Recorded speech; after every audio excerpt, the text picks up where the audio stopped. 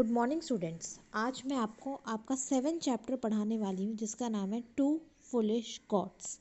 दो foolish God's की ये स्टोरी है। तो आइए अब हम स्टार्ट करते हैं। आप ध्यान से सुनिएगा तो आपको पूरी समझ में आएगी। There were two goats. वहाँ पे दो बकरियाँ थी। They lived in a forest.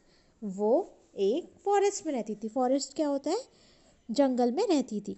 One evening they were returning home. एक बार वो घर वापस आ रही थी। There was a small stream which they had to cross. अब स्ट्रीम क्या होता है? एक तरीके से मतलब नदी हो गई छोटी, उसको क्रॉस करना था। There was a log over the stream as a bridge. अब वहाँ पे क्या था? एक लकड़ी का टुकड़ा, मतलब एक लकड़ी का लॉग पड़ा हुआ था। अगर किसी को भी उस स्ट्रीम को, उस पानी नदी को क्रॉस करना है तो उसको उसके ऊपर से जाना पड़ेगा।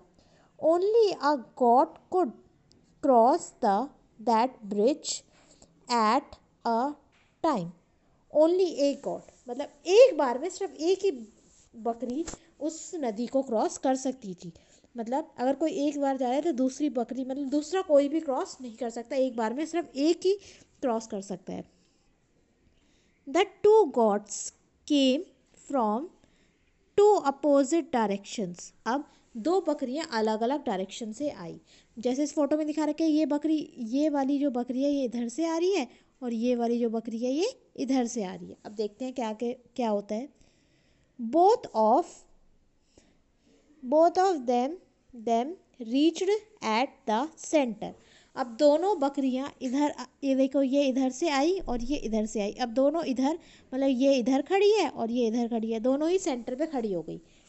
Stop stop, late me cross the stream first, the first God said.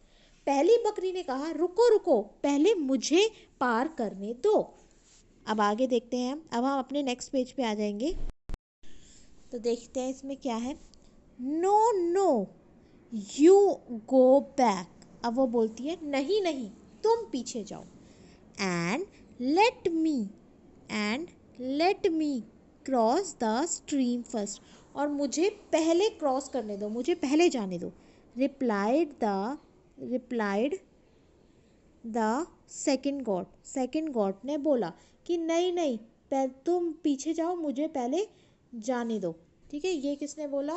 ये बोला हमारी पहली बकरी ने।